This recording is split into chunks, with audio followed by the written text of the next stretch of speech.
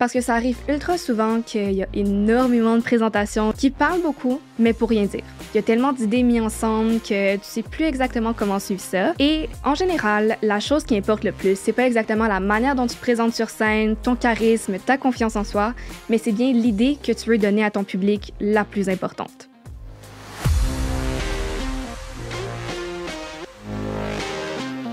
Ambitionnelle, femme qui n'a pas peur de s'affirmer, prendre sa place et donner le meilleur d'elle-même afin d'avoir ce qu'elle veut.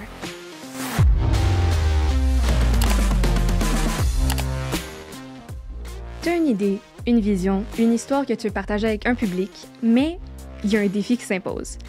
Comment la partager de manière qui va captiver les gens, attirer leur attention et qui va faire en sorte qu'ils changent leur vision du monde grâce à ce que tu leur as appris? Le livre d'aujourd'hui, c'est TED Talks, écrit par Chris Anderson, qui est à la tête de TED Talks depuis des années, et il nous partage que la parole en public n'est pas réservée à quelques élites qui sont nées avec ce don-là, ça s'apprend grâce à certains trucs, ça se pratique et ça se développe. Que ce soit pour inspirer une salle comble, convaincre un client ou exprimer tes idées avec confiance, parler en public peut t'ouvrir des portes que tu n'imagines même pas.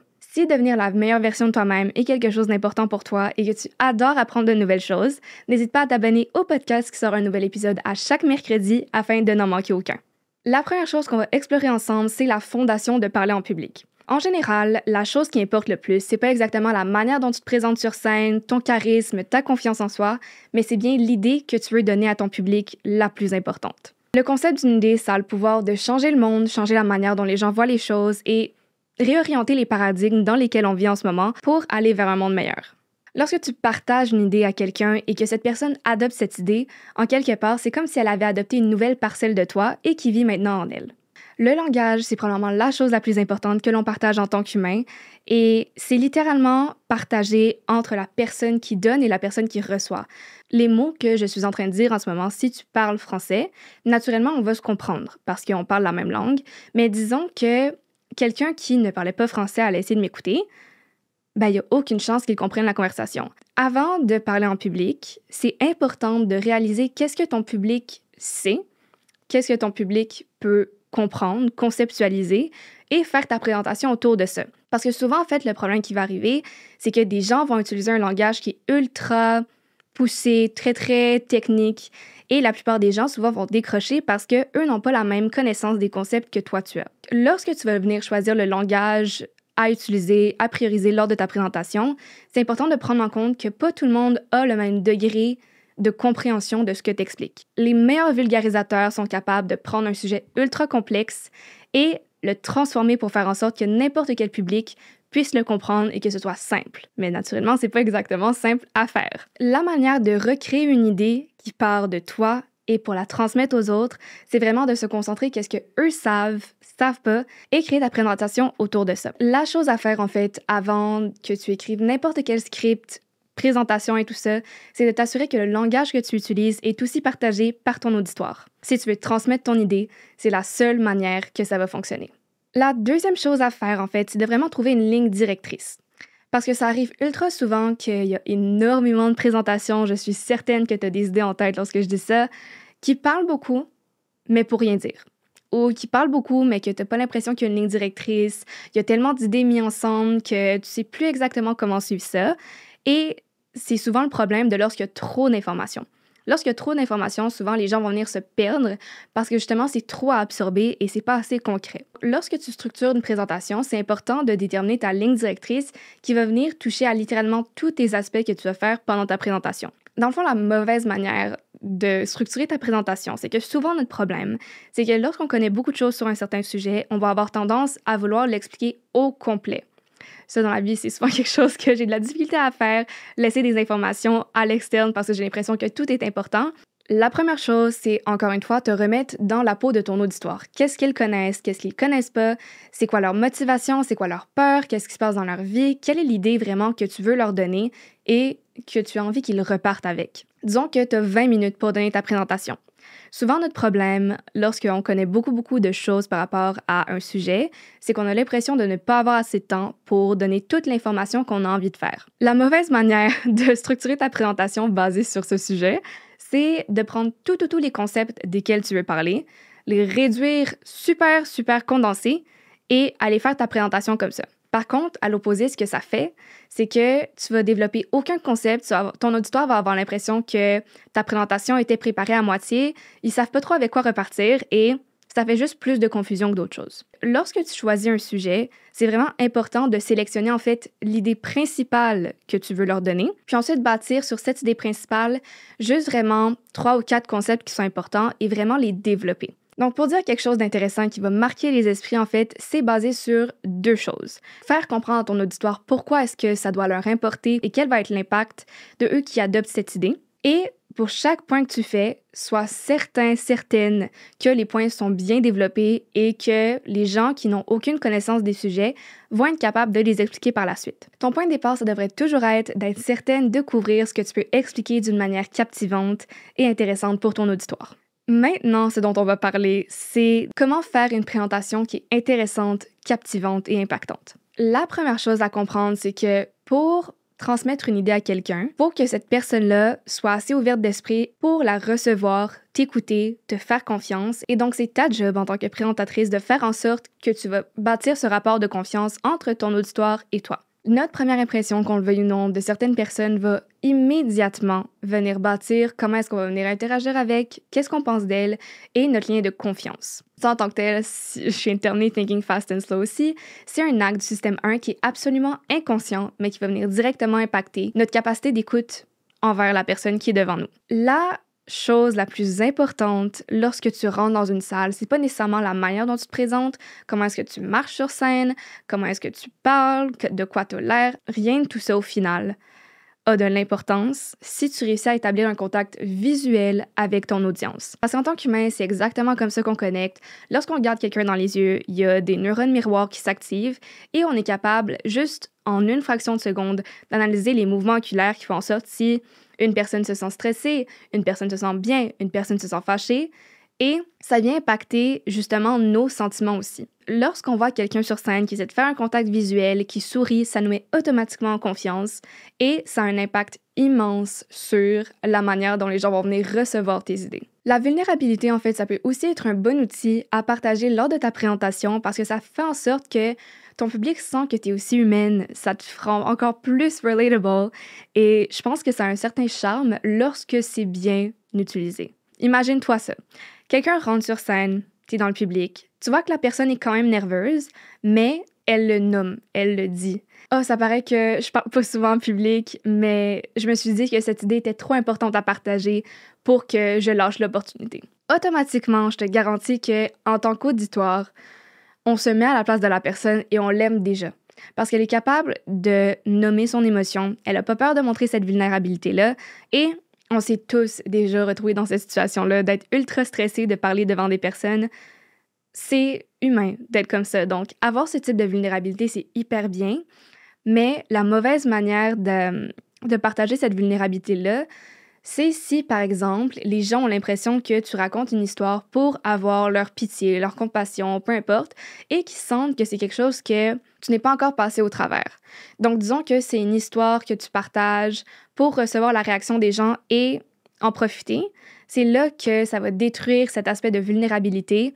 Et je pense que quelqu'un avait dit justement, la vulnérabilité moins nos limites, c'est pas ce que le public a besoin. Tu dois avoir cette vulnérabilité-là et le public doit sentir que tu le partages parce que ça te fait du bien et non parce que tu attends quelque chose en retour. L'humour, c'est aussi une excellente manière de former un lien de confiance avec ton audience parce que justement, dans l'un des TED Talks dont tu parlais, il disait que rire, dans notre évolution, c'est un acte social.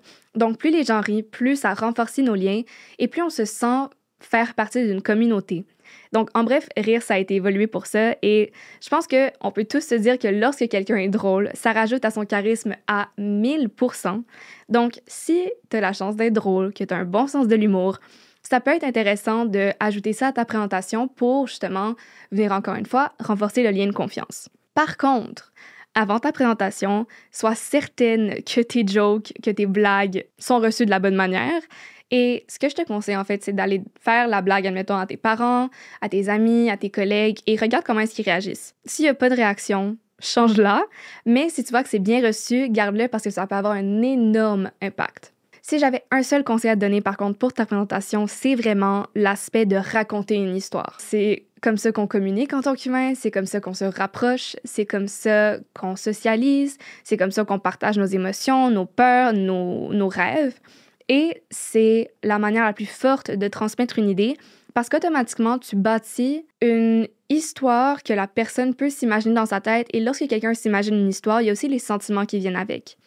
Donc, si tu es capable de partager ça à un public et qu'ils sont capables de se mettre dans ton histoire, de ressentir tes émotions, c'est incroyable ce que ça peut te permettre d'aller chercher dans une audience. Ensuite, la narration, en fait, c'est basé sur, naturellement, raconter des histoires et il y a 4 étapes cruciales pour raconter une bonne histoire. La première chose, c'est de bâtir un personnage envers lequel ton public va pouvoir développer de l'empathie. Ensuite, la deuxième étape, c'est d'avoir une manière de créer une intrigue, une curiosité et même ajouter du danger à ton histoire. Ensuite, la troisième étape, c'est d'offrir le bon niveau de détail. Donc, trop de détails et ton audience va absolument se perdre dans tes propos, mais pas assez de détails et on n'arrive pas à rester accroché et se faire une bonne image de ce que tu racontes. Et la quatrième et dernière étape, c'est d'offrir une résolution qui soit heureuse, drôle ou inspirante. La prochaine étape, c'est l'explication. Si le point d'une bonne présentation est de donner une idée à quelqu'un, de la convaincre par rapport à quelque chose, l'explication est la manière dont tu vas pouvoir atteindre ce but. La première étape, c'est ultra important, comme je l'ai dit plus tôt, de commencer par ce que ton audience sait, qu'est-ce qu'elle ne sait pas, et t'assurer que cette présentation va être adaptée pour eux spécifiquement. La deuxième, c'est d'ajouter un élément de curiosité.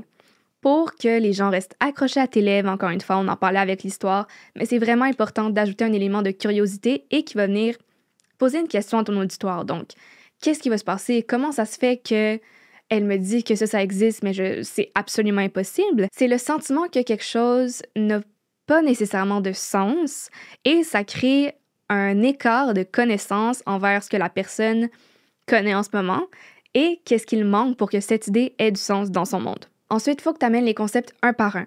Donc, tu peux pas commencer avec ton troisième, finir avec ton premier. C'est sûr que tu vas perdre ton auditoire. Il faut vraiment que tu commences basé, encore une fois, sur ta ligne directrice, ton idée principale, ton concept numéro 1, ton concept numéro 2, qui est bâti sur le premier, et etc.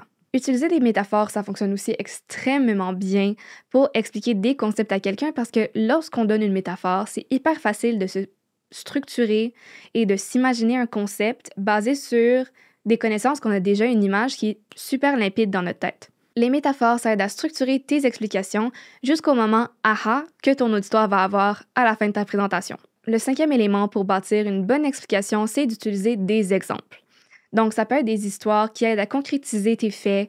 Et lorsque tu racontes une histoire, c'est hyper facile pour ensuite la personne se rappeler de cette histoire, revenir au concept et ensuite s'en rappeler. Un livre qui a fait ça extrêmement bien, dont j'ai déjà fait un épisode auparavant, c'était Ultra Learning, sur l'art d'apprendre à apprendre. Et justement, au début de chaque chapitre, il racontait l'histoire d'une personne qui a accompli des choses absolument incroyables. Et chaque fois que j'ai à me rappeler d'un des concepts que j'ai appris dans le livre, je me rappelle de l'histoire en premier et ensuite je suis en mesure d'associer le concept à cette histoire. À la fin d'une explication, en fait, le modèle mental de quelqu'un devrait être en mesure d'avoir une meilleure observation de la réalité qui l'entoure et avoir absorbé ton idée qui est maintenant la sienne.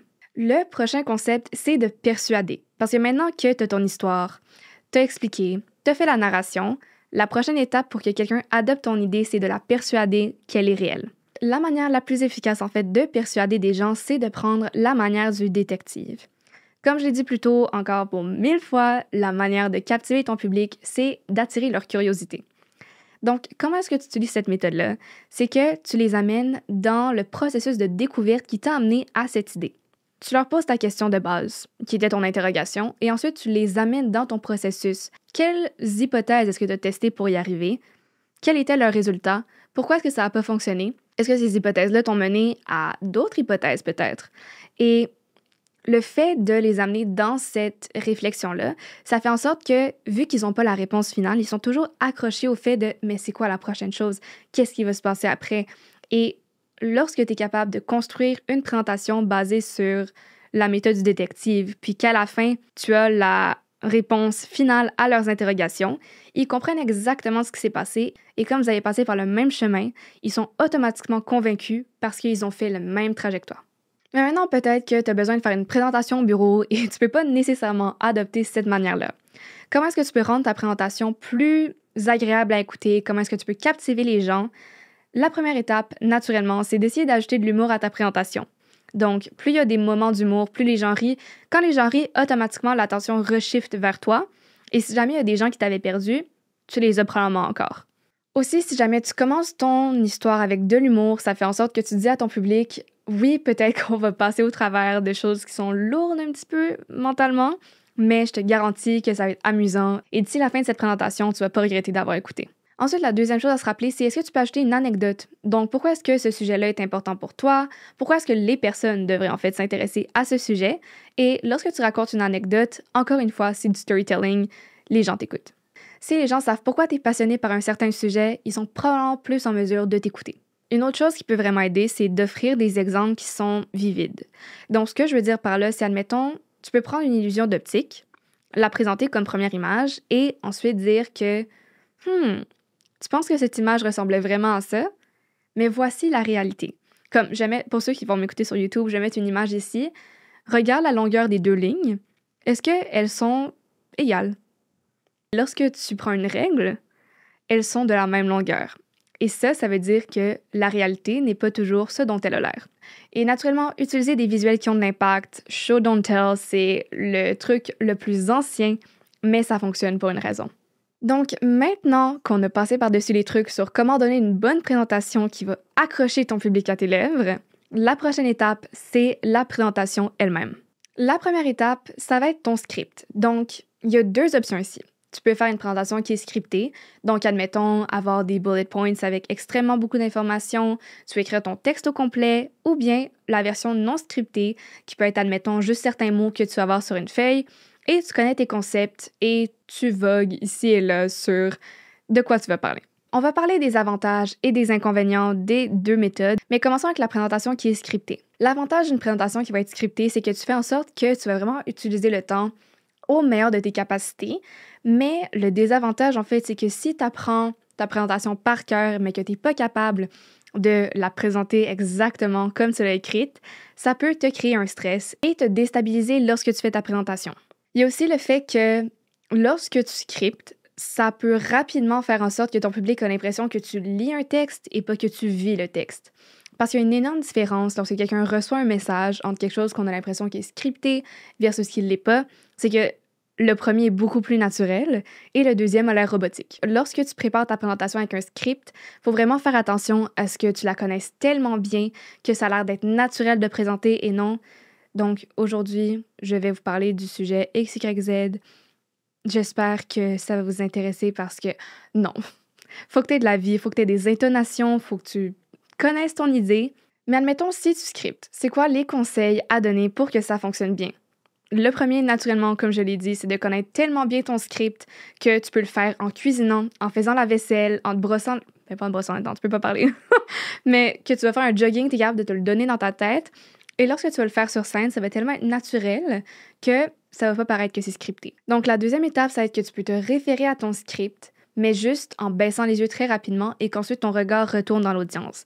Parce qu'il n'y a rien de pire que quelqu'un qui lit un texte lors d'une présentation, tout le monde s'endort. Sinon, tu peux aussi condenser ton script avec des bullet points pour juste, admettons, avoir une idée globale de la structure de ta présentation et tu peux t'y référer aux besoins lorsque tu as un blanc. Si tu choisis de ne pas scripter, qu'est-ce que ça implique? Non scripté ne veut pas dire non préparé. Donc, une grosse différence entre les deux. Et l'avantage du non scripté, c'est que souvent, c'est beaucoup plus naturel lorsque tu présentes à un public. Si jamais tu as peur d'oublier un concept dans le moment, la meilleure manière, c'est de pratiquer plusieurs versions de ta présentation et t'assurer qu'il y a plusieurs options que tu peux utiliser lorsque tu es sur scène pour expliquer ce dernier. Si jamais tu as peur d'oublier quelque chose de super important, tu peux travailler sur des transitions que tu vas écrire sur un morceau de papier et lorsque tu prends une phrase de transition, automatiquement, tu passes au prochain concept pour être certaine d'en oublier aucun. Et ensuite, si jamais tu as peur de prendre plus de temps qui t'est alloué, c'est important de pratiquer ta présentation plusieurs fois et de faire en sorte de rentrer dans à peu près 90% du temps qui t'est alloué, à chaque fois basé sur ton chronomètre.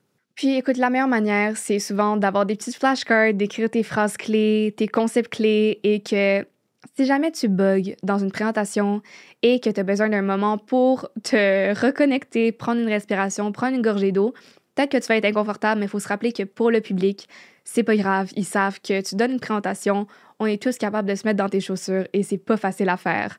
Puis, c'est pas la fin du monde, prends une gorgée d'eau, regarde ton texte et recommence. Puis dans le fond, c'est pas deux manières de donner une présentation dont on parle ici, que ce soit scripté ou pas scripté, c'est deux manières de préparer une présentation. On a parlé de curiosité tantôt, mais comment est-ce que tu peux capturer l'attention de ton public? La première manière pour attirer l'attention de ton public, c'est de donner une petite dose de drama. Donc, tu peux te poser la question, admettons, si ma vie ou ma présentation était un livre ou un film, comment est-ce que je voudrais que ça commence pour accrocher mon public? J'en ai parlé tantôt, j'en ai parlé beaucoup, mais un aspect important, c'est d'allumer la curiosité des gens. Mais comment est-ce qu'on fait ça? On le sait tous qu'on doit poser une question pour attirer la curiosité parce que j'ai parlé tantôt justement de l'écart de connaissances dans notre cerveau lorsqu'on est expliqué avec un concept qui ne fait pas nécessairement notre modèle mental, mais c'est de poser une question qui est surprenante. Dans le livre, il donne l'exemple justement de pourquoi est-ce qu'avoir trop de choix nous rend moins heureux. Moi, j'avais déjà entendu ce concept, donc naturellement, je savais c'était quoi qui se passait après. Mais si jamais, la première fois que j'ai entendu ça, j'étais comme plus de choix me rend malheureuse. Laisse-moi en savoir plus. Et donc ensuite, la personne qui présentait allait expliquer comment ce concept était réel pour lui, pour tout le monde. Et d'ici la fin, tout le monde avait adopté l'idée que, effectivement, plus de choix fait en sorte qu'on est plus malheureux ou le paradoxe du choix. Ensuite, l'autre manière, ce serait d'utiliser une slide, une vidéo ou une image qui fait en sorte que ta présentation ait un aspect wow, que ça surprenne ton audience et que les gens veulent en savoir plus. Donc, tu peux faire un hook, disons, par rapport aux images en disant « La prochaine image que vous allez voir a complètement changé ma vie » ou « Jusqu'à 2 mois et demi auparavant, aucun humain sur cette planète n'avait observé ce phénomène » ou encore « Je vais vous montrer une vidéo qui, à première vue, semble impossible ». Ça, c'est toutes des manières de capturer l'intention avec une photo, une vidéo ou une slide. Et la quatrième option, c'est de tease ton idée, mais de ne pas la donner au complet. Donc, au début de ta présentation, tu devrais être en mesure d'accrocher ton auditoire et faire en sorte que ton auditoire sorte de leur zone de confort et aussi donner les explications à où est-ce qu'on est, où est-ce qu'on s'en va et pourquoi, pour qu'ils t'accompagnent dans ce voyage d'idées et ta présentation. Si ton auditoire ne sait pas où est-ce qu'ils sont dans la structure de ta présentation, ils vont être perdus et tu vas perdre leur attention à coup sûr. Puis, comment est-ce que tu peux finir ta présentation avec un bang?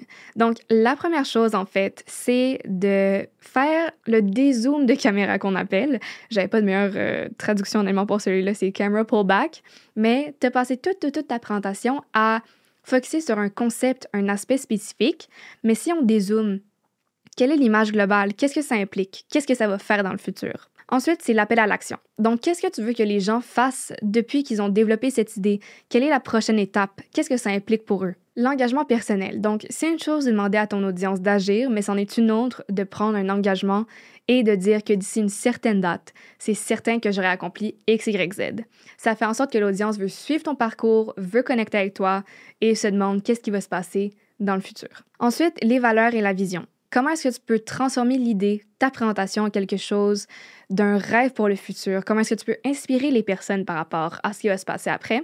Ensuite, on a la symétrie narrative, donc la manière dont tu as ouvert ta présentation et la manière dont tu l'as finie doit former comme une espèce de boucle et qui vient fermer le cercle pour revenir au début. Et le dernier concept, c'est l'inspiration lyrique. Donc, en général, lorsque tu vas faire une présentation, c'est mieux d'utiliser un langage qui est familier. Mais si le cas l'invite, tu peux faire ça plus poétique et faire en sorte que les gens se sentent transportés par tes propos à la fin. Maintenant qu'on a passé au travers des fondations, des manières de donner une bonne présentation, de la préparer, on est rendu au moment crucial de présenter. Si t'es comme moi et comme la majorité de la planète, je suis pas mal certaine que lorsque tu dois donner une présentation en public, c'est un moment ultra stressant. Je me souviens, justement, dans mon épisode avec Anaïs Maranda, on en parlait, mais des fois, ça m'arrive que je suis tellement stressée avant de parler devant des gens que je peux faire de l'hyperventilation. C'est pas tout le temps, ça arrive certaines fois, mais c'est important dans ces moments-là de savoir comment est-ce que tu peux gérer ce stress et l'utiliser à son plein potentiel et positivement. Donc, je vais te donner certains trucs qui sont très efficaces pour justement passer par-dessus ce stress. Le premier truc, c'est d'utiliser ton stress comme motivation.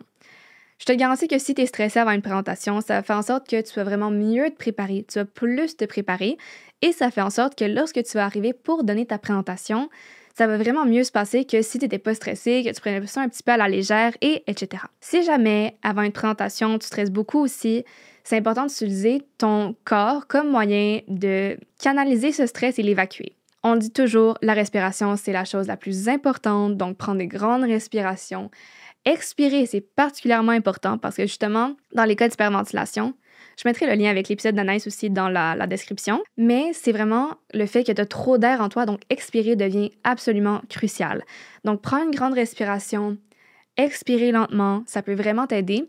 Puis aussi, si jamais tu as trop d'adrénaline, que tu es trop stressé, faire un petit peu de mouvement plus intense, ça peut aider. Donc, je sais qu'il y a des gens qui font des push-ups. Moi, des fois, je saute sur place, ça m'aide beaucoup. Ensuite, boire de l'eau. Souvent, la pire chose lorsque tu es stressé, c'est le fait que ta bouche devient tellement pâteuse, t'as plus de salive, c'est sec, l'horreur. T'arrives plus à parler ensuite. 5 minutes avant que tu ailles sur scène, essaie de boire à peu près le tiers d'une bouteille d'eau pour faire en sorte que pendant ta présentation, tu ne manques pas d'hydratation et que ta bouche ne subisse pas le phénomène de la bouche sèche.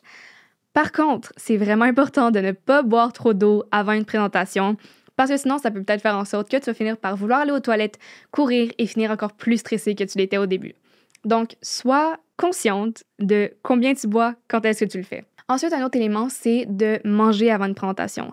Je sais, quand on est stressé, la dernière chose qu'on veut faire, c'est manger, mais un ventre vide va venir exacerber ce sentiment de stress et c'est pas du tout ce qu'on veut. Puis, essaie de manger aussi santé que possible environ 1 heure avant ta présentation ou bien d'avoir une barre protéinée sur le côté pour être certaine que, justement, tu ne restes pas sur ta faim.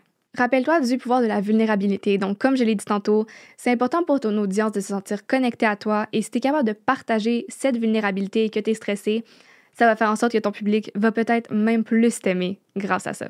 Construis-toi un backup plan. Donc, si jamais tu as peur que quoi que ce soit arrive, que ça aille mal, si tu as peur d'oublier quoi dire, sois certaine d'avoir tes notes. Si justement tu as peur de ne pas être assez hydraté pendant la présentation, aie une bouteille d'eau proche. Si jamais tu as peur, admettons que le projecteur, l'ordinateur ne fonctionne pas, peut-être avoir une anecdote que tu peux raconter à ton public en attendant que ça s'arrange. Si tu as un backup plan, je te garantis que tu vas être beaucoup plus en sécurité et moins stressé grâce à ça. Puis le dernier conseil, c'est de te concentrer sur ta présentation parce que les gens sont pas là pour toi, les gens sont là pour l'idée que tu viens présenter. Qu'est-ce que tu peux donner aux gens? Qu'est-ce que tu viens aujourd'hui qui va changer leur vie? C'est ça qui est important. Les gens vont pas te juger, les gens viennent écouter ton idée et c'est ça qui importe. Donc maintenant, comment présenter naturellement? Donc lorsque tu es sur scène, il y a 4 manières de faire ça. Donc la première, c'est d'avoir tes notes, mais plus en arrière. Donc, avant d'aller sur le stage, mets-toi tes notes, une bouteille d'eau, puis sache que si, admettons, tu oublies quelque chose pendant ta présentation, tu peux toujours retourner en arrière, regarder tes notes, prendre une gorgée d'eau et continuer. Ensuite, il y a des personnes qui aiment mieux, admettons, avoir une présentation puis faire en sorte que leurs notes sont dessus. Quand il y a des slides, less is more, le moins, le mieux. Mais si, admettons, tu as des slides qui sont cachés, une présentation qui ne va pas nécessairement être montrée au public, ça peut faire en sorte que tu vas venir changer de slide lorsque tu veux lire tes bullet points, tu veux regarder qu'est-ce que tu as écrit, tes concepts et tout ça. Ça peut te sécuriser. Ensuite, il y a encore les bonnes vieilles méthodes d'avoir des notes 5x8 dans ta main, puis juste y référer lorsque peut-être tu oublies un concept, que tu veux te rappeler où est-ce que tu es en ce moment.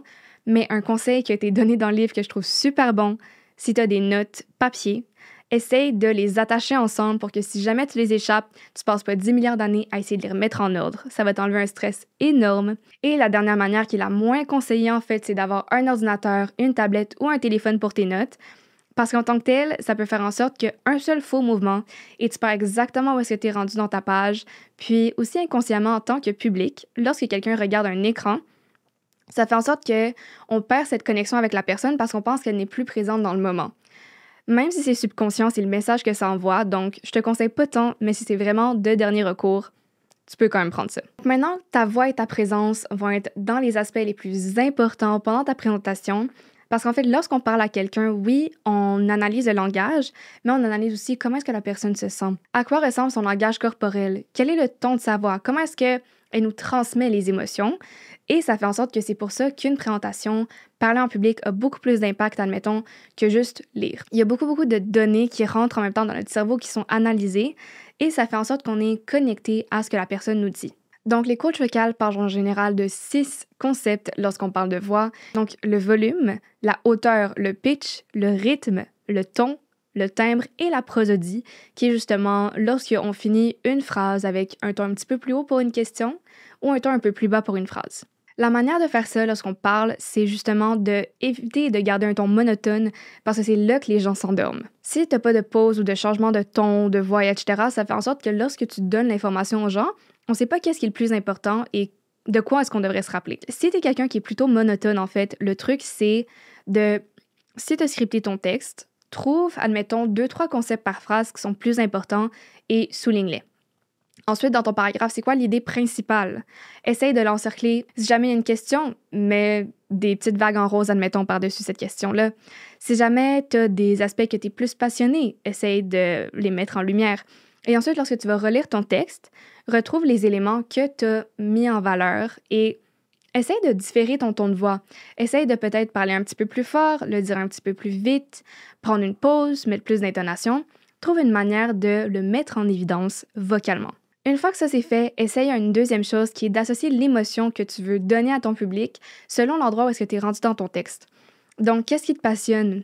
Qu'est-ce qui t'enrage? Qu'est-ce qui fait en sorte que tu te questionnes? Qu'est-ce qui est le plus important pour toi? Qu'est-ce qui te rend heureux? Qu'est-ce qui te rend triste? Tout ça, lorsque tu es capable de donner cette émotion, c'est là que ton public va venir vraiment analyser pourquoi est-ce que c'est important pour toi. Ils vont venir vouloir t'écouter. Ensuite, on parle souvent de est-ce qu'on doit parler vite? Est-ce qu'on doit parler lentement? Qu'est-ce qui se passe? Lorsque tu donnes une présentation, en fait, la meilleure manière d'y aller, c'est de garder ton ton de voix conversationnel. Donc, quand tu as une conversation avec quelqu'un, comment est-ce que tu parles? Est-ce que c'est vite? Est-ce que c'est lent? Puis souvent, en fait, mieux vaut aller plus vite que plus lentement, parce que si tu vas trop lentement, ton audience va le sentir et ça va les endormir à 100%. Par contre, admettons, si jamais il y a des concepts complexes ou bien quelque chose que tu veux vraiment mettre l'emphase dessus, c'est mieux de prendre une pause et de parler plus lentement. Mais lorsque c'est, admettons, des anecdotes, des histoires, de l'humour, quoi que ce soit, c'est mieux d'adopter un ton de voix conversationnel qui est un petit peu plus vite pour que les gens restent intéressés. Maintenant, ton langage corporel, à quoi ça ressemble? La meilleure manière en termes de langage corporel, c'est d'avoir les 2 pieds à terre et d'utiliser ton haut du corps, tes mains, tes bras, ta tête pour expliquer ta présentation. Moi, je réalise que je parle beaucoup avec mes mains dans la vie, mais c'est souvent la meilleure manière de faire en sorte que ton public va t'écouter, va rester accroché, mais il n'y a pas une seule manière non plus de donner une présentation. Il y a des gens qui préfèrent marcher, admettons, sur scène, il y a des gens qui préfèrent marcher en avant, puis l'important, c'est de ne pas marcher constamment. Des fois, c'est de marcher, prendre une pause, continuer à parler, continuer à marcher, ou bien, admettons, tu vas marcher juste à un certain moment pour aller expliquer des concepts. Trouve quelque chose qui a du sens pour ta présentation et en quoi tu te sens confortable. Juste de ne pas avoir le dos courbé, de ne pas pencher sur une hanche en tant que telle, c'est ultra fréquent pour des gens qui font ça, et de ne pas avoir les mains dans les poches. Hyper important pour rester ouvert à ton public. Tout va bien aller si tu es capable d'avoir ce langage corporel qui démontre de la confiance et que tu es heureux d'être là. Même si tu es ultra stressé, faut que tu mettes les gens en confiance. La meilleure manière, en fait, ensuite de faire ça, ça va être de soit te filmer ou demander à, admettons, tes amis, ta famille, tes collègues, de regarder ta présentation, regarder ton langage corporel et ensuite te dire qu'est-ce que tu fais, quels sont tes tics, est-ce qu'il y a des choses que tu pourrais améliorer, est-ce que tu bouges trop les mains, est-ce que tu restes trop sur place, comment est-ce que tu peux t'améliorer pour faire en sorte que ça ait l'air le plus naturel possible. Puis pour finir, honnêtement, c'est facile de rester pris dans l'idée de comment est-ce que tu vas donner ta présentation et non être pleinement dans qu'est-ce que tu expliques et pourquoi tu l'expliques. Souvent aussi, on va tomber dans l'effet de vouloir être quelqu'un d'autre. On va regarder les présentateurs qui sont absolument incroyables, ceux pour qui ça a l'air d'être une seconde nature, ceux pour qui ils donnent des explications tellement intéressantes et ils ont une manière tellement authentique à eux qu'on a envie de faire exactement comme ça. Mais c'est la pire manière d'y aller parce que ton audience va sentir que c'est pas authentique et c'est pas toi. Donc c'est pas soutenable dans le temps non plus. Laisse ta personnalité rayonner. Essaie pas d'être quelqu'un d'autre. Sois juste toi. Donc, voici l'épisode sur comment parler en public grâce à TED Talks. Parler en public, c'est pas juste une compétence, c'est un soft skills qui est absolument incontournable de nos jours et qui peut t'ouvrir tellement de portes. Que ce soit pour défendre tes idées, inspirer les autres ou simplement t'exprimer avec plus de confiance en soi, chaque prise de parole est une opportunité de marquer les esprits. C'est pas le charisme inné qui fait la différence, c'est pas ta confiance en toi, c'est pas la personne que t'es qui va faire une différence, mais bien l'idée que tu veux donner aux personnes. Et lorsque tu réussis à connecter avec ton audience et être capable de transmettre tes idées de manière captivante, c'est là qu'on peut changer le monde une idée à la fois. Si jamais t'as aimé cet épisode, oublie pas de t'abonner au podcast pour ne manquer aucun épisode qui sort à chaque semaine, puis dis-moi en commentaire quel est l'aspect de présentation en tant que tel que tu trouves le plus difficile. Et si jamais tu trouves que cet épisode t'a aidé, que quelqu'un pourrait en bénéficier, n'hésite pas à le partager avec elle. On se retrouve la semaine prochaine pour une nouvelle entrevue.